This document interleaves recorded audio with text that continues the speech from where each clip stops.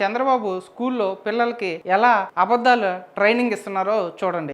ఇప్పుడు నేను తల్లికి వందనం ఇచ్చాం, మినిస్టర్ గారు ఉన్నారు, ఆయన కూడా చదువుకున్నాడు, బాగా మంత్రి అయ్యాడు. ఇప్పుడు తల్లికి వందనం ఇచ్చాడా? ఇది ఒక ప్రభుత్వ విధానమేనా కాదా? ఎట్లొచ్చింది? ఆయన ఆలోచనలో నుంచి వచ్చింది, అవునా కాదా? ఇప్పుడు మీకు టెక్నాలజీ పెట్టాడా? మీ ఇంటికి నేరుగా మీరు స్కూల్కి రాకపోతే ఇంటికి మెసేజ్ వెళ్ళిపోతుంది.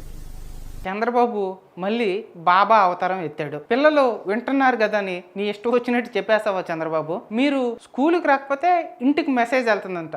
ఆ టెక్నాలజీ కనిపెట్టింది లోకేష్ అంట. ఇంకా చెప్పు చంద్రబాబు, నీ ఇష్టం వచ్చినట్టు. మీ నాన్న పొలంకి వెళ్తున్నాడు కదా, ఆ బైక్ తెచ్చింది నేనే.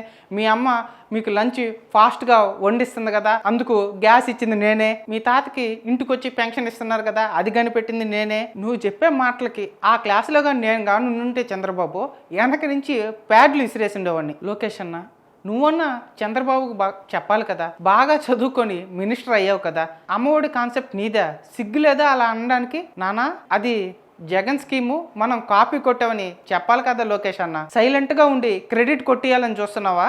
సమయానికి అక్కడ మా సేనాన్ని ఉన్నాడు కాబట్టి సరిపోయింది.